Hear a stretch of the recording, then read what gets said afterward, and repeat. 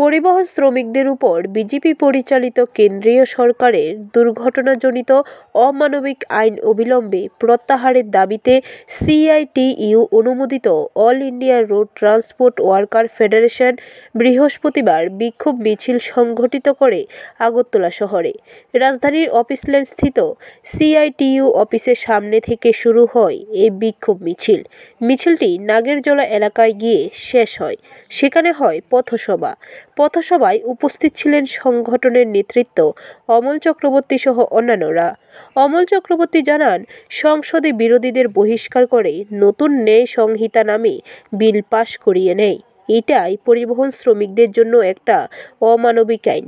আপনারা লক্ষ্য করছেন, গোটা দেশ উত্তাল। গত এক সপ্তাহ ধরে ভারতবর্ষের বিজেপি সরকার সম্পূর্ণ অগণতান্ত্রিকভাবে সাংসদদের বহিষ্কার করে দেশের মধ্যে নতুন ন্যায় সংহিতা বিলের নামে যে 106-এর 2 নম্বর ধারার মাধ্যমে দেশের পরিবহন শ্রমিকদের উপর খড়গ নামিয়ে এনেছেন। এক অমানবিক দানবীয় আইন। এই আইনের মধ্য দিয়ে ড্রাইভারদের রুটি রুজি বন্ধ হয়ে যাওয়ার অবস্থা। গোটা দেশ উত্তাল হয়ে উঠেছে। শ্রমিকরা রাস্তায় ইতিমধ্যে নেমে এসছে। এই আইন অবিলম্বে প্রত্যাহারের দাবিতে, বিজেপি সরকারের এই স্বৈরাচারী নীতি অবিলম্বে বন্ধ করার দাবিতে all India road transport workers federation, যেটা আমাদের ত্রিপুরা রাজ্যে টিএমএসইউ, অটো, ই রিক্সা, বাস, ট্রাক সমস্ত শ্রমিকদের নিয়ে একটা ফেডারেশন।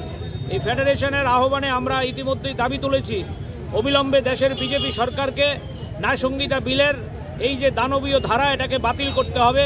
ব্যুরো রিপোর্ট, খবর ত্রিপুরা।